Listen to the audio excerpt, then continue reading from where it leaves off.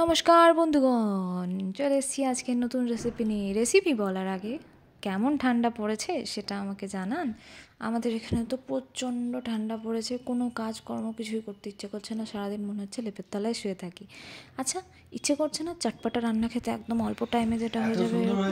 জানি তো, তাই জন্যই আমি আজকের রেসিপি নিয়ে চলে এসেছি। আজকের রেসিপি হচ্ছে ছানা ভুর্জি। আসুন দেখে নিই সমর্পিতাস গুড ফুড গুড মোডে। এইটা করার জন্য আপনারা পনির ইউজ করতে পারেন বা বাড়ি থেকে ছানা কাটিয়ে নিতে পারেন, যেরকম আমি করেছি। আমার কাছে ছানা কাটানোটা বেশি ইজি ছিল, তাই জন্য আমি ছানাটা কাটিয়ে নিয়েছি। আমি ছানা কাটানোর জন্য 1 লিটার দুধ নিয়েছি। 1 লিটার দুধে 1.5টা মতো লেবুকে চিপে সেই লেবুর রসটাকে জলের সাথে মিক্স করে, দুধের সাথে মিক্স করে ছানা কাটিয়ে নিয়েছি। এবার ছানাটা কাটানোর পর এটার জলটা খুব ভালো করে ঝরিয়ে নিতে হবে। আমি দেখুন ছানাটা কাটিয়ে জল ঝরতে রেখে দেবো। আমাদের বাড়ির যে পুচকি মেয়েটা, সে পনির খেতে খুব ভালোবাসে, মাছ মাংস একদমই খেতে পছন্দ করে না। পনির খেতে কে না ভালোবাসে, সবাই ভালোবাসে, ও একটু বেশি ভালোবাসে। তাই এই রেসিপিটা স্পেশালি ওর অনারে আমি ছানাটা একটা মসলিনের মলমলের কাপড়ের ওপরে ঢেলে নিলাম। তারপর ছানাটা জল ঝরাতে রেখে দেবো। ছানার যে এই জলটা, এটা ভীষণ উপাদেয়, এটা আপনারা চাইলে খেতে পারেন। কারিতে এই ছানার জলটা দিলে খুব ভালো টেস্ট আসে। এখানে বেশি সবজি কিছু লাগে না, পেঁয়াজ, ধনেপাতা কুচি, ক্যাপসিকাম কুচি, টমেটো কুচি আর কাঁচা লঙ্কা আর একটু আদা রসুন বাটা। আদা রসুন বাটাটাও কিন্তু এই রান্নাতে অপশনাল, আপনি দিতেও পারেন নাও দিতে পারেন, আমি একটু দিয়েছি। একদম অল্প তেলে রান্নাটা হবে। এখানে আমি মোটামুটি 1.5 টিস্পুন মতো তেল দিয়েছি। তেলটা ভালো করে গরম হয়ে যাওয়ার পরে একটু চিনি আর একটু গোটা গরম মশলা দিয়েছি। চিনিগুলো গলে গিয়ে গরম মশলার ফ্লেভারটা চলে এলে পেঁয়াজ কুচিটা দিয়ে দিয়েছি। পেঁয়াজটাকে একদম ছোটো ছোটো করে কুচি করে নিতে হবে। পেঁয়াজ শুধু না, সমস্ত যা যা দেবেন সবগুলোকে একদম ছোট্ট ছোট্ট কুচি করতে হবে। তাহলে ওটা এই ছানার ঝুড়ির সাথে ভালো করে মিক্স হবে, খেতেও ভালো লাগবে। কালারের জন্য আমি সবসময় প্রেফার করি লঙ্কাটা, কাশ্মীরি লঙ্কাটা তেলে দেওয়া, তাহলে আমার মনে হয় কালারটা খুব ভালো ধরে যে কোনো রান্নাতে। কাশ্মীরি লঙ্কাটা আমি ভালো করে মিক্স করে নিলাম। এবারে দিয়ে দিয়েছি 1.5 টিস্পুন মতো আদা রসুন বাটা। এবার এই আদা রসুন বাটা আর পেঁয়াজটাকে খুব ভালো করে কষে নেব।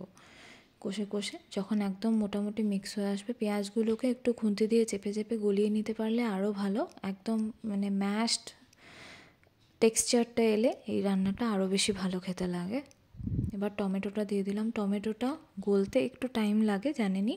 টমেটোটা ভালো করে গলে যাওয়ার জন্য আমি একটু নুন দেব।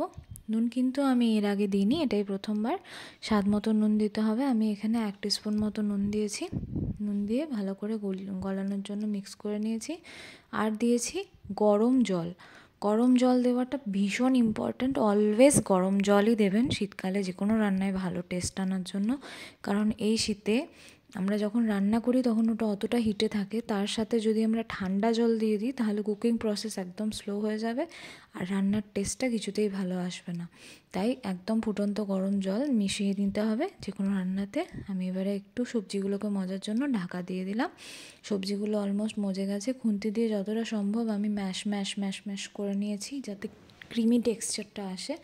এবার একটু জিরে গুঁড়ো, একটু ধনে গুঁড়ো 1 টিস্পুন মতো আর 1 টিস্পুন হলুদ গুঁড়ো দিয়ে দিয়েছি। হলুদটা আপনারা চাইলে প্রথমেও দিতে পারেন কাশ্মীরি লঙ্কার সাথে, বা এখন দিলেও কোনো অসুবিধা নেই।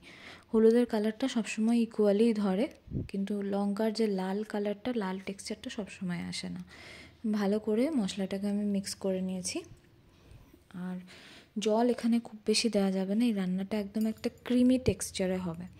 আমি আরেকটু পরিমাণ মতো জল দিয়ে ভালো করে রান্নাটাকে মিক্স করে নিলাম। এবারে দিয়ে দিলাম ছানাটাকে জল ঝরানোর পর আমি ওটাকে হাত দিয়ে ভেঙে ভেঙে রেখেছিলাম। ছানা করার এটাও একটা মানে ভালো দিক, সেটা হচ্ছে আলাদা করে আর গ্রেট করতে হয় না, হাতে করে ক্রাম্বল করলেই হয়ে যায়। আমার রান্না দেখুন অলমোস্ট রেডি। আমি একটু গরম মশলা গুঁড়ো ছড়িয়ে নামিয়ে নেব।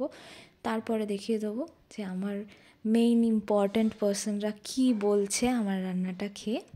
টেস্ট ব্যালেন্স করার জন্য একটু নুন আর চিনি দিয়ে দিলাম আর একটু গরম মশলা দিয়ে এরপর আমি রান্নাটা সার্ভ করে দেবো।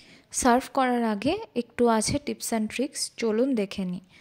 রান্নাটা যখন একদম প্লেটে সার্ভ করব তার আগে ওই পুরো পানির ভুর্জিটার ওপরে 1 চিমটি গোলমরিচ গুঁড়ো আর 1 চিমটি চাট মশলা, তারপরে বাটারকে একটু কেটে ওই পুরো পনির ভুর্জিটার ওপরে দিয়ে দিতে হবে।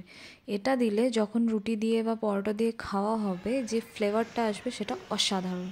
চলুন দেখে নিই ওরা কি বলছে।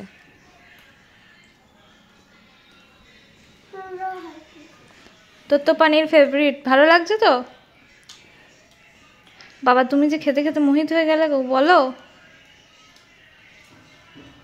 এত সুন্দর হয়েছে যে কথা দিয়ে এটাকে বোঝানো যাবে না। না তুমি খাও। ভালো আছে। লাস্টে গোলমরিচ আর বাটারের টেস্টটা খুব ভালো আসছে না? রেসিপিটি পুরো দেখার জন্য ধন্যবাদ। আরও ভালো ভালো রেসিপি পেতে আমার চ্যানেল ফলো করে রাখুন। ডিটেলস আমি ডেসক্রিপশনে দিয়ে দেবো। Thank you.